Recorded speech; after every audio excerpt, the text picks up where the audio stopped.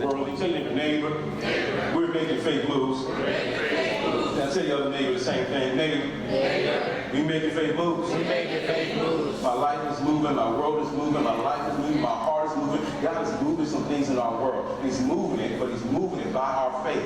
Say by our faith. By our faith. By our faith. Just understand that when we come to the life as a believer, that as a Christian, that faith is our position. Say it's our position. It's our position. In other words, you are in faith. I am in faith. I operate in faith, through faith, by faith. Faith is my conviction that I believe that God will do some things in my life that He may not do in everybody else's life. And I'm that convicted about it. That's why I want to live a certain way, walk a certain way, operate a certain way. Because my faith is also my conviction. Somebody say amen. Amen. Faith is not only that, but faith is our action. Faith is also our action. Faith is also the conduit in which we produce things out of the Spirit.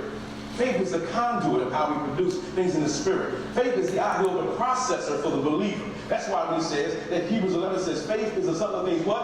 Hoped for. The evidence of things what? Not seen. Come on. In the ideal of it, that your faith can bring anything. Say anything. Amen. Your faith can draw things and pull things, create things and move things and shift things. Matter of fact, what's exciting to me is there's nothing that is not a thing, which means your faith can work on anything, everything, and all things of your life. There is nothing your faith can't shift, nothing your faith can't move. Everything that you have, everything you can do can be touched by your faith. Say, my faith is moving something.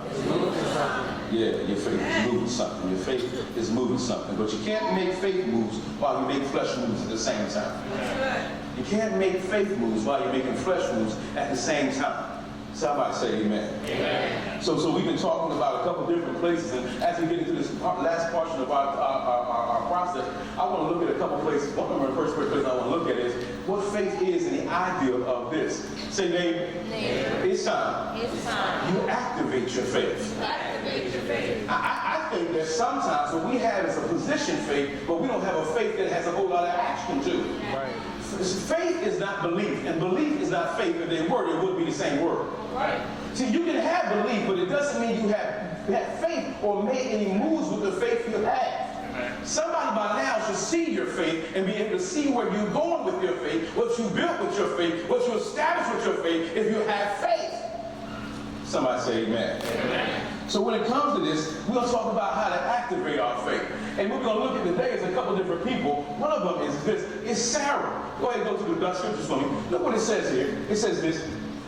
It says that through faith, Sarah received strength to conceive a seed, and then was delivered of the child when she was past the age, because she judged him faithful who promised. Therefore, it sprung from even one that was good as dead, so many as the stars of the multitude, as the sand, which are the seas of the innumerable. Say, activate your faith. Activate your faith. Say, do you have faith? Do you have faith to bring something forth? to bring something forth? I mean, faith to birth what God has already put in you. There's some vision in you, books in you, businesses in you, there's some dreams in you, there's some goals and plans in you, but they will stay in you if you don't use your faith. Matter of fact, I like this illustration of who he uses. He uses Sarah. Say Sarah.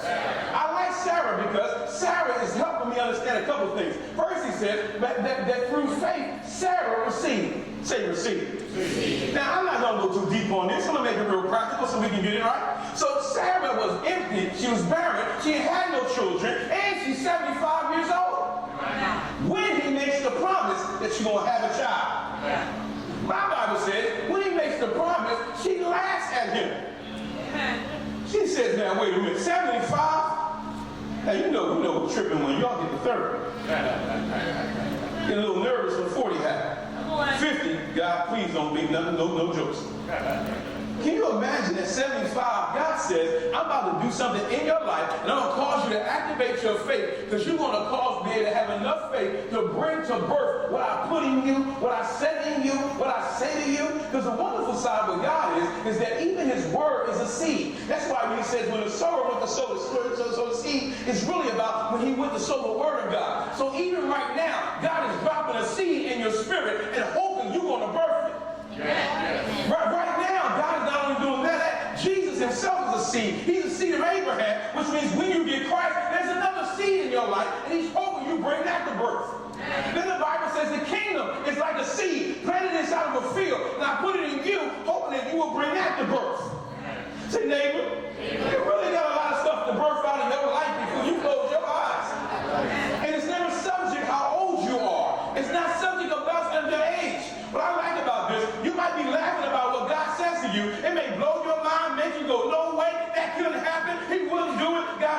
watch me do it in your life. If you can trust me, if you can believe me, if you can rest your faith on my promises, even if you're barren, if I said it, the seed is in place. If I declare it, it's already going to work. My word will never return to me void. It will accomplish what itself do. It's going to prosper things what's been said. Say, excuse me. I hope you get pregnant with a seed today. I hope you get good pregnant too. I hope you receive the word of God as a seed to your life to be able to birth something in your life. But you know what I found out, Vernon? I found out something. Most people don't birth stuff because they don't know what trimester they're in. See, I found out in the natural, some people can be pregnant but not know they're pregnant. It's called like the first trimester. Now, what's powerful is if you receive the seed, once the seed is in place, it breaks a cycle.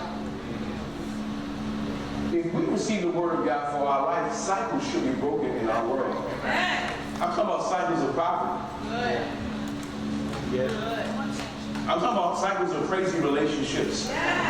I'm talking about cycles of thinking that I am nothing and I can't do nothing, go nowhere, I'm nobody. I should be able to say that I can do all things through Christ who strengthens me now. Because the cycle of the word, that word gets in my spirit so good, it breaks those things off my life. And anybody that has been pregnant knows that when you get pregnant, stuff starts changing.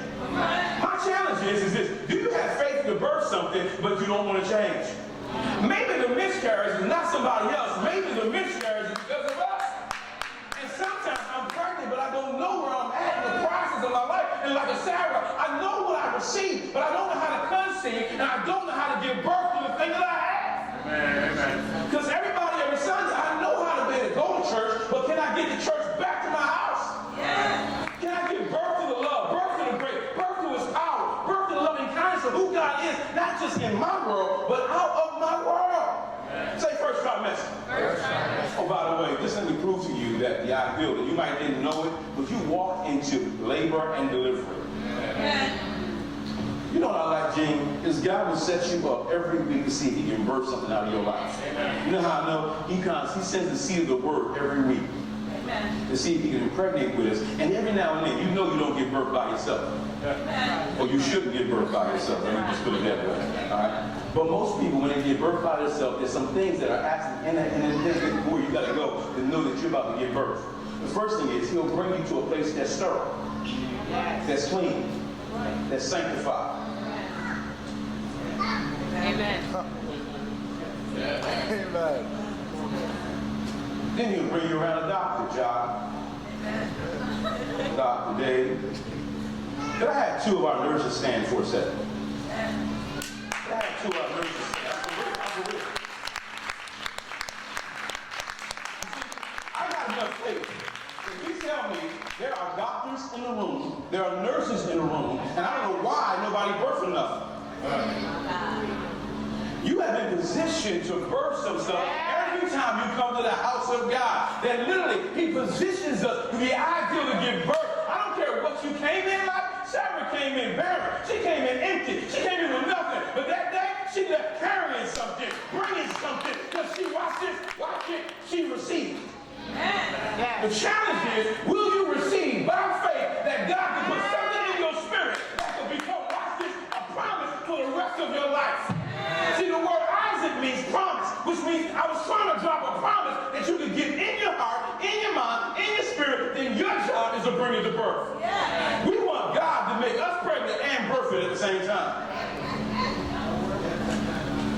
Here's my challenge. In the first trimester, I just noticed because I got 5 kids. Right? In the first trimester, something hits, and when it hits, stuff starts to shift. But we only know it because you tell us. Amen. Because there ain't nothing showing yet. Amen. Some people have done the first trimester for 10 years. You got something in you, but ain't nothing showing. You got an idea, you got a thought, you got a business, you got a purpose, you got a plan, you got a car, you got a dream, but you ain't doing nothing with the seeds you got. Now you sick about it. My fault. Morning sickness. And sometimes we get irritated just because we're not activated. And we're not irritated and frustrated, and we think we're irritated about other people. But we're irritated that we got something in us that's changing us. that's affecting us. That's not going to allow me to be the same I am last week to next week. And if I'm really like Sarah, and I'm really going to birth something by faith, it's going to demand what's in me to get out of me. And I can't let it die in the first trimester. Matter of fact, that second trimester is usually between that first one and the second one when miscarriage happens. Because there comes a place where receiving is not enough.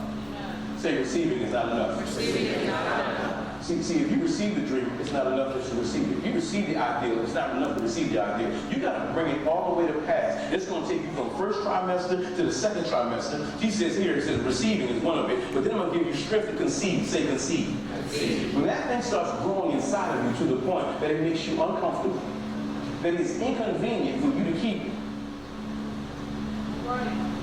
To the point in which, watch this, you have to change what you got on you, what you got around you, and what time you move and what you do. It ain't enough in your life right now to challenge you. That second trimester, I only know this because I got 5 kids. This thing starts showing. You start seeing something growing in you. And all of a sudden, you're not the same person we saw about 3 months ago. All of a sudden, there's some stretching going on. Well, I know, nobody likes to stretch part. The stretching is going on so that God can open you up and have you to a place that when it comes time for delivery, you are there. And He's making room enough inside of you that it's big enough that it makes you so tired of having it in you and the weight of it, of frustrating me, carrying this. Say, my carrying. Say, keep carrying this thing.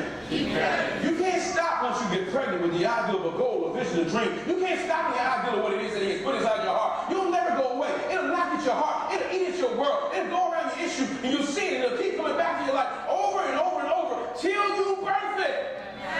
Shout, birth it. Now, you know what? I like practical things, so I'm going to make it real practical for you. Somebody told me a long time ago, once you get to about that second trimester, all of a sudden stuff starts changing. You start losing stuff. And so you can't give birth and be pregnant real cute. You cute now, but you can't give birth cute. Some stuff for all of our life has to change. And you can't get to this next place where God wants to push this thing out of you by faith, that you do it trying to be nice to everything. It's going to take you getting a little ugly.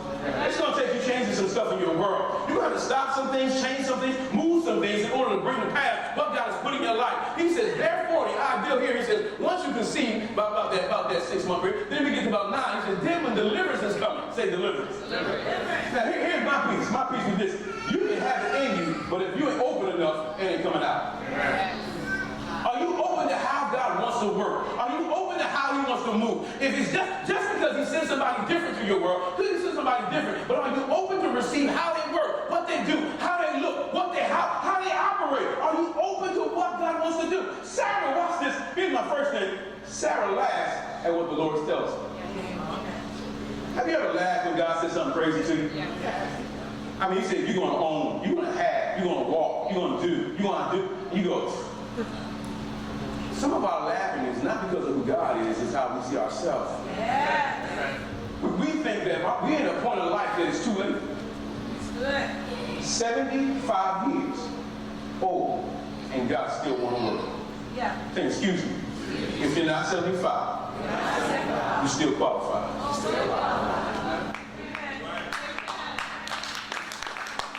And I ain't talking about qualified for an old thing. I'm talking about qualified for a brand new thing. I'm talking about for a baby and a promise that you can produce in your own life and bring forth. But you're going to have to push, though. Say, you're going to have to push, though. You can't get this without pushing, by the way. Say, push. Make it real practical again. What I found out, Gene, was you're going to have to push. And many times when we use push, we say, pray until something happens. Say, pray until something happens. And I told you don't give birth by yourself, right? Do me a favor, grab the hold of your neighbor for a minute, because this is an active demonstration of what God wants in your life. Because you can't give birth by yourself. Now, can you see me? Excuse me. There are doctors here. I showed you the nurses here. I'm going to give you 1 minute to help me pray, to help me push this thing through my life.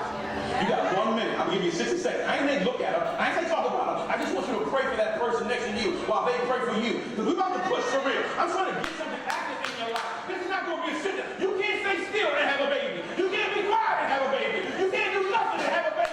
You in order to have a baby. I'm praying for you. I'm praying for God bless your dream, your vision, your purpose, your idea, your family, your money, your mentality. I'm praying God help put this out of your life. Do me a favor. Do me a favor. Pray for them.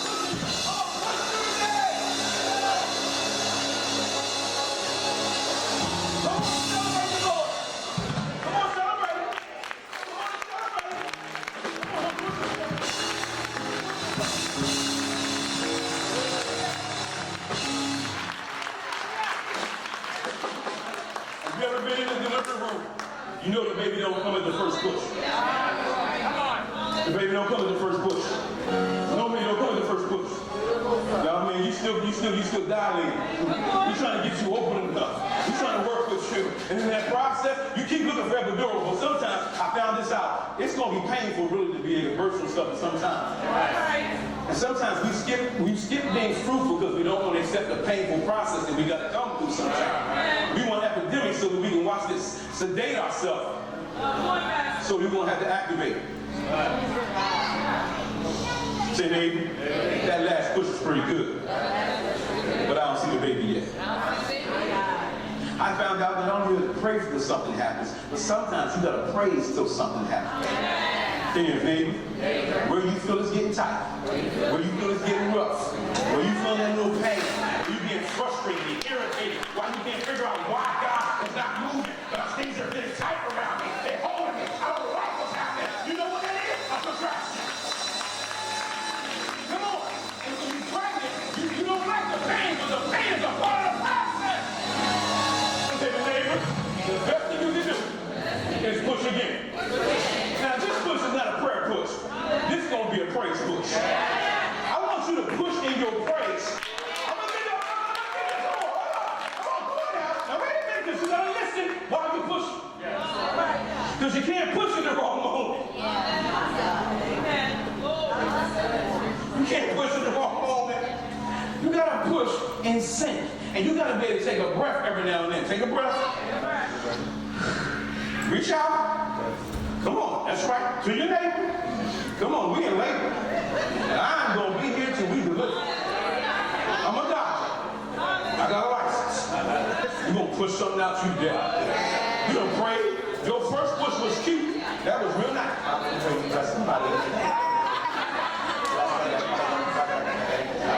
You don't look like that in labor and delivery. Labor and delivery, you get ugly. Labor and delivery, man, you just grit some teeth, hurt somebody, grab the pole, pull up. You got to kick somebody. You got to it's going to take more than that. Are you ready for the second push? I need you to push with a praise. I'm going to give you 60 seconds to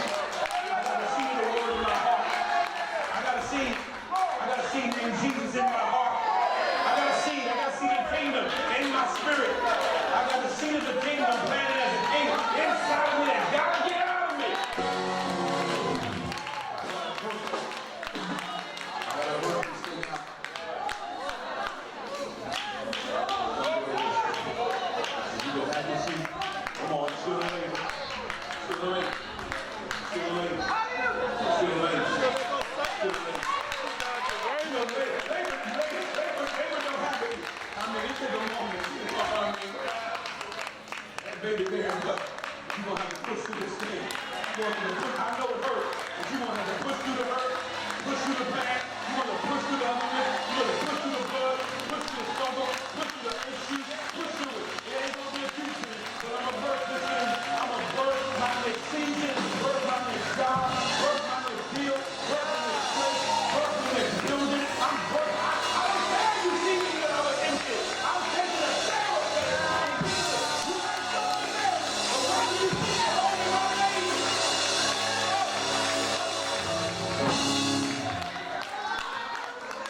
I gotta get strength to bring the birth. I gotta get, this is strength for my birth. Strength. This is strength for the birth. Say, this is strength for my birth. This is strength. He gave her faith so that she had strength to birth. 75 years old, you ain't got no strength. He gave her strength to birth. This is not an immaculate conception. No, it's not. No. They had strength to birth. And she got it. She got it by her faith. It should have been impossible, but he didn't come up with God. You must believe that he is, and he's a rewarder that does his seed. And there's nothing impossible for God. As a matter of fact, go, we just turn that page, turn for a minute. This is how it said. It said this way. It says, and Abraham and Sarah were old and well stricken in age, and at the end of their life, and Sarah was after the manner of women. Say, after the manner of women. If you don't know what that means, it just means she was in menopause. Yeah. Say to your neighbor.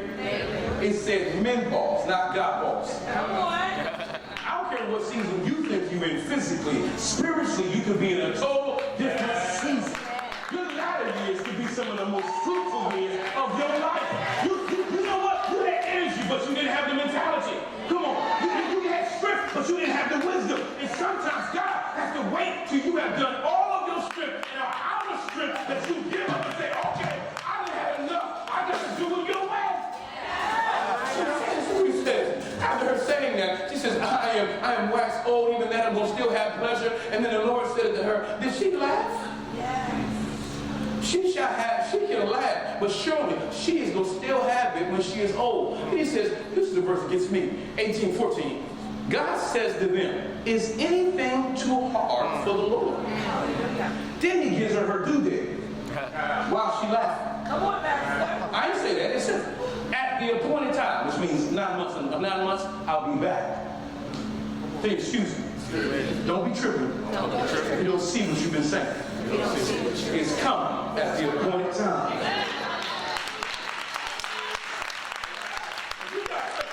Apparently, this is not the appointed time.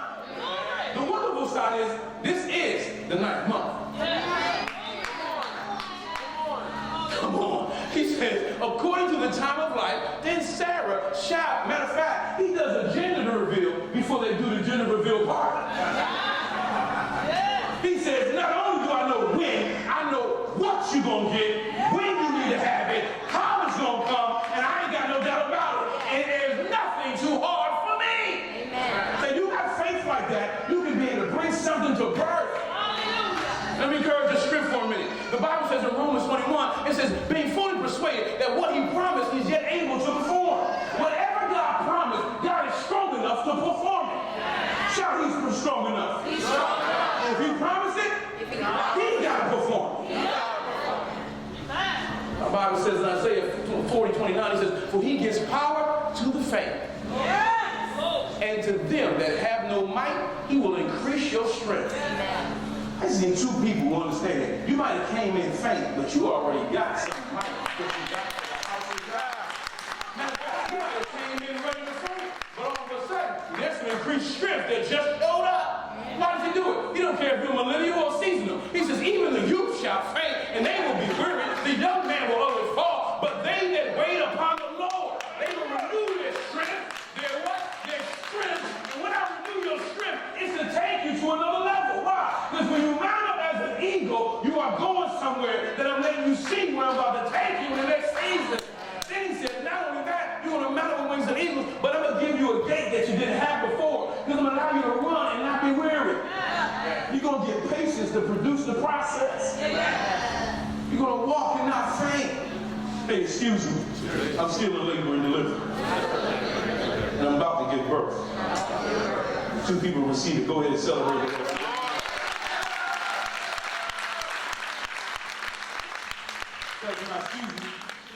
Welcome to Labor and Deliverance. We've been expecting you. Are you expecting? Are you expecting? Sometimes we don't even come expecting. Come on, we gotta come expecting that God is well able to do exceedingly and abundantly above all we ever ask or think. We gotta believe that without a doubt, He is not a man that He should lie, nor the Son of Man that He should repent. But whatever He does and whatever He says, He can do. And He will bring it to pass. Say, neighbor, don't take this the wrong way. I'm so pregnant, you better watch out.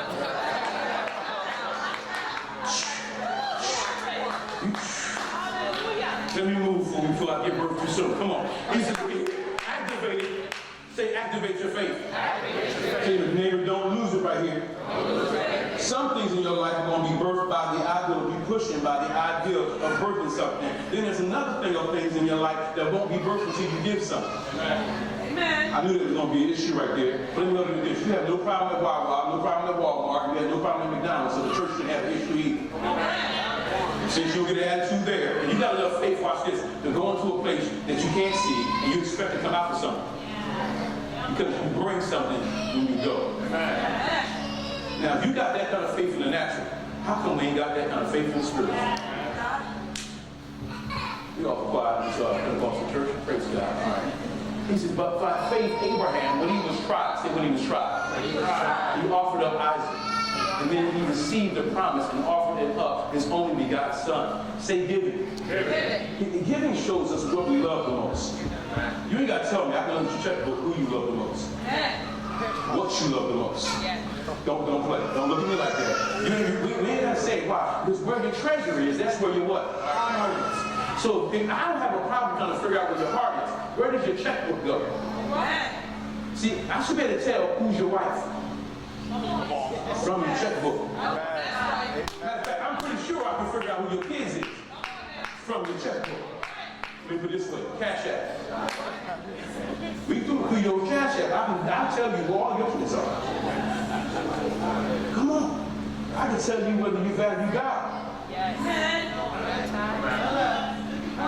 See, who really is your God is who you bring your time, your treasure, and your talents to and give them to. Now, it might not be God. We might think it was. But if God can't get your treasure, your time, or your talent, He might not be your God.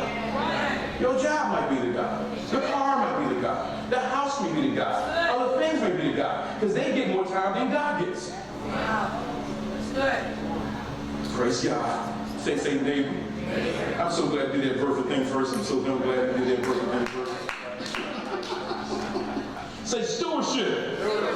Some of this issue is that when he says this, he says, by faith, Abraham, when he was tried, say tried. See, sometimes you don't know who you love till it's a hard time. Amen.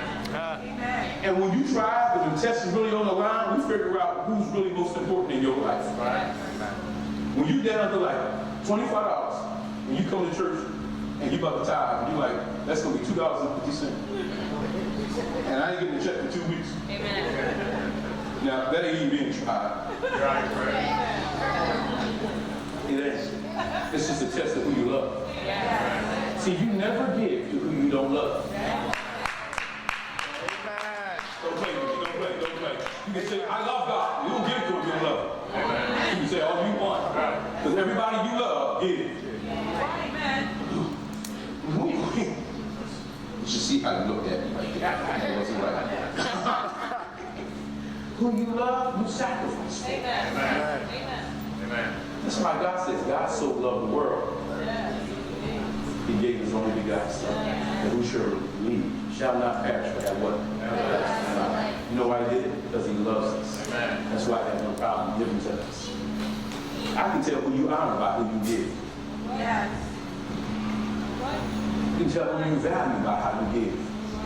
And so here comes the test, not when you don't have it. The test comes when you get it. Yeah. God will never ask you for something you don't have. Yeah. How you know? I'm asking you for the thing I gave you. See, we want to give God what we want. God said, I'm asking you for what I asked you for. I gave you Isaac, so if I ask for that to come back, it shouldn't be an issue. Your neighbor. It's got quiet all of a sudden in here. He says, when he offered up Isaac, and when he received the promise, he offered up his only begotten son, of whom it was said that Isaac shall thy seed be called. And according to God, he was able to raise him up from him, that whence he would receive him in the figure. In other words, what he's saying is this: I had no problem giving him because I know that Isaac was a blessing, but God is the blesser. I understand that Isaac was a gift, but God is the giver. When you have trouble giving something, you think that thing is greater than your God. See your neighbor? Is he going to move forward? No. See your neighbor? I want to see faith. But it got to be activated. Now, financially, say financially. You say what you want. But God has a process of how your finances will work. Turn it for me. Go ahead. Here we go. He says this: the state of your living is activated by your giving. And if you are activated, so is God. What I said was, if you are activated, so is God. Can you prove that, Pastor? Yes, I can. That's why I put the scripture there. All right. He says, give and it shall be what? Given unto you. Pressed down, shaken together, running over shall what? Men give unto you. And the measure which you give shall be measured back to you. Who's in charge of how I give? Y'all real quiet right now. I don't even want to know if I want to take responsibility for that. But that's what he said. He says, give it shall be what? Given to you. What? Pressed down. What? Shaken together. What? Running over. So who's in charge of the giving? I just wanted to make sure you want to take responsibility at this part of the service and be able to say, you know what? Yes, I'm in charge of my giving. But that also means you're in charge of what's going to be pressed down in your life. You're in charge of what's going to be running over in your life. You don't want to go here. You're in charge of who's going to favor you in your life as you give a gift. So if you keep what you're supposed to be give, favor can't even get to you. Oh, God, I got quiet in the church today. I'm not trying to get money from you. I'm trying to get something to you. I don't even want you to do nothing right now. I'm just trying to help you break the cycle of poverty off of your history, off of your family, off of your community. But you can't break it by keeping. You can break it by giving. He says so. Now look what happens when you give. You give one time and God does all these other things. He makes things pressed down. He makes things shaken together. He calls them to run over and give unto you a measure. And then watch this. You control the measure you receive in. Amen. The measure you give in, the measure you're going to get back in. Man, squad in here. All right, I'll keep on moving. But he who sows sparingly shall what? Reap sparingly. Who controls the measure? Come on, stop blaming God for you not being a giver. It has nothing to do with God. God already said, I've told you what I want, but you can have access to what you want. And I gave you my promise that I will produce it.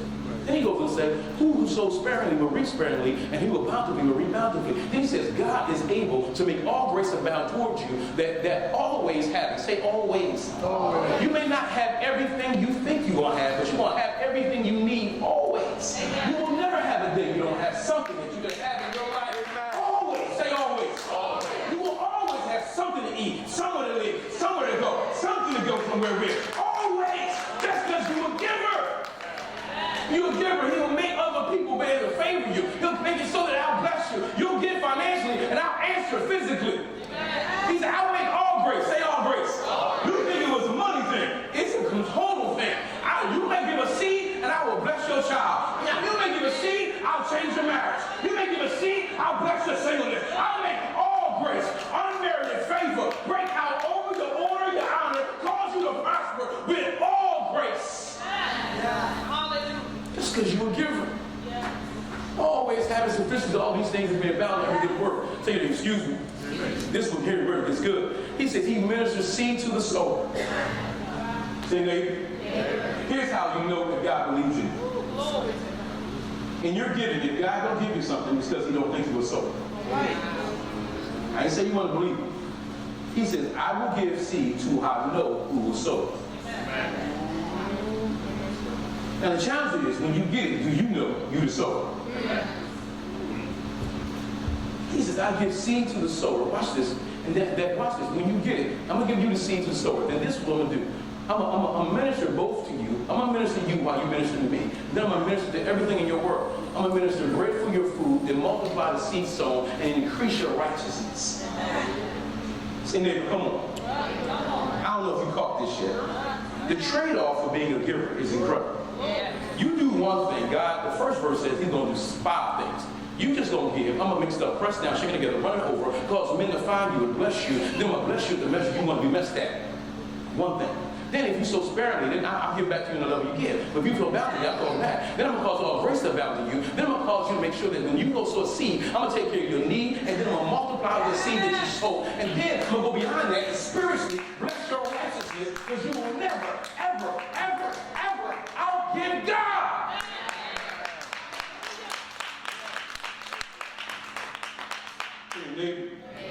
Activate your faith. Activate your faith. There's some stuff you can pray through. There's some stuff you're going to have to birth through. But there's some stuff you're going to have to give something to make it see something. And you can argue with me. But I'll tell you this. Heaven can only get a kingdom by giving a son. Wow. So good. I said heaven could only get a kingdom by getting a son. What you keeping and what you might be blocking from your own life. Let's go. Let's go. Let's go. I'm going to close down this one. Say, activate your faith. Activate your faith. For birthing. For birthing. For giving. For giving. I'm so proud of y'all. Y'all made it good. Giving peace. I'm so proud of y'all. Y'all did so good. Y'all did. Y'all made it. Say, neighbor. Say something. Say something. Speak something. Speak something. Hebrews 11 says this. By faith, Isaac blessed Jacob and Esau concerning the things to come. By faith, Jacob, when he was dying, he blessed his son and Joseph in worship, leaning on the top of his staff. By faith, Joseph, when he died, made mention of the thing, departing with the children, that he gave them commandment. Say, excuse me. Some stuff is going to come to your life as you birthed it out. Some stuff is going to come to your life as you give. And some stuff ain't showing up till you open your mouth. Amen. Faith comes by hearing, and hearing by the word of the Lord. That's great. But now you got to release it out of your mouth. Matter of fact, here's what the Bible says. 2 Corinthians 4:13. We have the same spirit of faith, according as it is written. I believe, therefore I speak. We believe, therefore we speak. Say something. Say decree something. Say declare something. The Bible says, open your mouth and I will fill it. I can't fill it if you won't open it. You said, whatsoever you have, you shall say. What you say you're going to have. But if you ain't saying nothing, you ain't seeing nothing. I'm waiting on you. You're not waiting on me. Can you decree and declare, I'm about to see something I've never seen in my life? I just need couple people that have an ache in your body. I want to help you because I trust you, but I don't trust you outside of here. I want to trust you to activate your faith to be healed even today. Hallelujah, God. And if you don't have the faith to do it, get somebody next to you and tell them, put your hand on me for a second. See, my Bible says, these signs shall follow them that believe. They will lay hands on the sick and they will be recovered. Say, neighbor, I put my hands on myself. I'm about to see myself here. According to the word of God, the prayer of faith saves the sick. I say, look at me. I said, say it. The prayer of faith saves the sick. Anywhere you sit, you decree and declare it. You decree it, you shall have it. He'll shine his light upon it. If it's you gotta say it. God works in his word. His word will never return to him void. You gotta speak it. Say, neighbor, I'm about to fix my money right here. The Bible says this. The Lord God shall increase you more and more, you and your children. So you looked at me, you ain't saying it. What I said was, the Lord God shall increase you more and more, you and your children. Okay, do this one, because I know you're listening to church.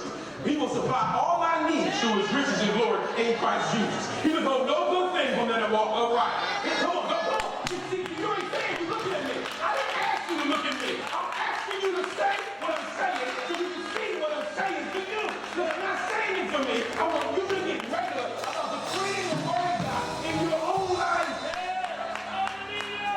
In your own life. I'm not talking about a faith that is not activated. I'm not talking about a faith that's paralyzed. That's waiting until Sunday. Waiting until Bible study. Waiting until... No. It's gonna, if you shall have what you say. Life and death is in the power of your tongue. But if your tongue is paralyzed, so is your life.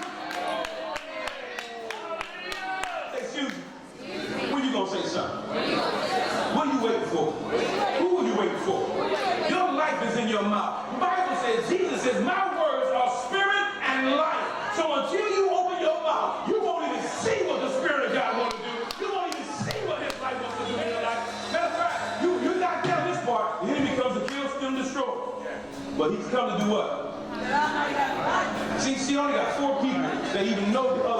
say. So how am I going to say what he tells me to say and then think I'm going to see what he tells me to say? But if I'm not going to say it, God doesn't have to do anything. He's not hindered by the enemy. He's hindered by our vocabulary. I can't, I won't, we shall. It's not possible. So all things are possible with God. But I got to be able to also activate it with my mouth by decreeing what I want to see in my life. But I love about this idea. He says this. Now here's what blessed me. The Bible says Isaac blessed Jacob and Esau. Here's our problem. I said, let's figure out why he says this. And this is why the Holy Ghost came back. He said, this is why I'm saying. What they don't understand is Isaac's name means promise. Promise. Say promise. Promise. And the promise is speaking over Jacob. And the promise is speaking over Esau. Hello. Until you speak your promise over Jacob, your flesh, and Esau, your selfishness, you won't see the blessing that I have for you. You will see Jacob and you will see Esau, but you got to speak the blessing over in spite of what you say. See, there's a point in which you speak the promise, but then there's a point where the promise will speak for you. Amen. Amen.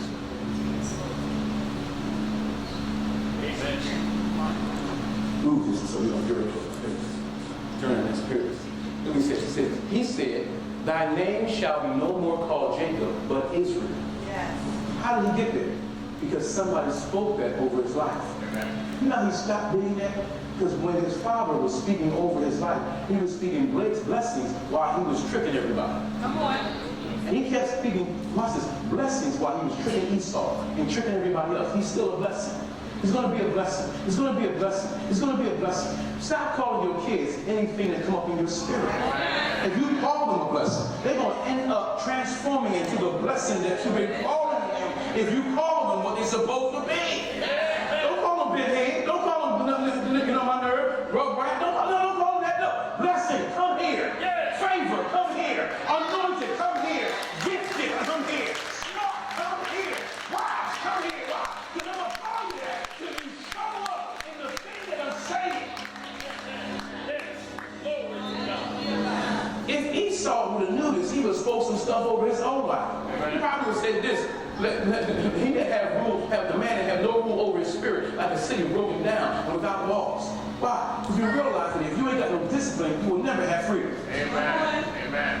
Esau should have been to speak there and not let his own self take his own life. You should not be able to take those things from this world. But you want to speak a thing. Say speak a thing. I want you to repeat this one on the screen for me. I'm going to say it slowly, then I want you to say it. I am the Lord, thy God, that brought you out of the land of Egypt. Open your mouth wide, and I will fill it. Hallelujah, God. I want you to practice. You're going to do this. Come on.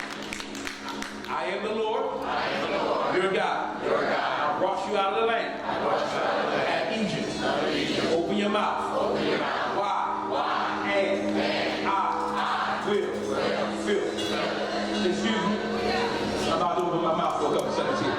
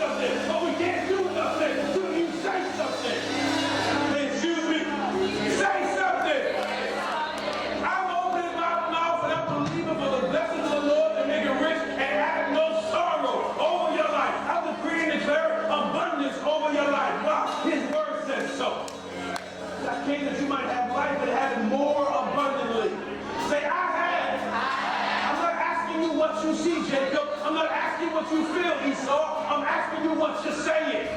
And if you can keep saying the blessing, you'll end up living in the blessing. Say, I am blessed, favored. Say, my family is anointed, set apart,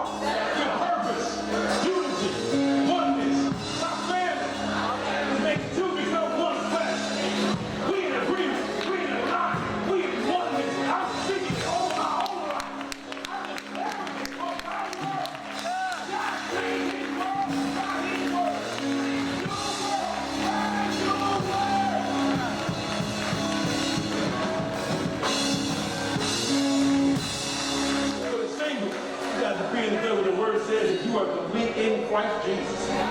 If you don't ever give it to nobody else, you are already complete. He says you complete in him. Say, I am complete already. You can add a room, but you can't add to me. Come on. I'm complete because of who he is. I'm already satisfied with who he is. I'm made in the image and the likeness of God. Listen, when you understand who you are, nothing else is going to change you and shape you and mold you. That even if you see your Jacob and know what your Esau look like, still decree who you really are. I want you to stand to your feet. Say, neighbor, you got three things today. Birthing. Come on, speaking. Come on, say, neighbor. Don't play. God said he was forgiven. But you have to activate it. Do you know your pastor can't activate that for you? I can see something in you, but you got to birth. I can't birth it for you. I can give the seed to you, but you got to birth it. I can give you the word, but you got to speak it. Say, neighbor, you got 30 seconds? I want you to do this all in one. I want you to be able to think about what you are birthing. I want you to think about what you're going to give. I want you to think about the idea of what you need to say. And in 30 seconds, I want to give you an opportunity to praise him because you're about to step into a whole other season. Because you're not, watch this, you're not spectating by faith right now. Jesus. I'm talking about activating. Say activate this. Say neighbor, excuse me, give me a little room. I'm about to praise him for who he is, for what he's already done. I'm about to activate something. Listen, I'm trying to tell you right now, it don't matter how many keys you have. The other day I came to my wife's car, sat inside her car with the keys. You know how long I sat there? I sat there for like 3 minutes. You know what my problem was? I didn't push. She got one of them push starts. Right? I got in the car and I was like, "Glad, what's going on?" He says, "You got the key, but you ain't pushing." You got, see, when you come to church, you get this word, you got the key. But are you pushing? Say, neighbor, 30 seconds. You're going to praise him. You're going to thank him. You're going to think about what I need to get. You're going to think about what I need to say so I can see faith activated in my life. Say, ready? You ready?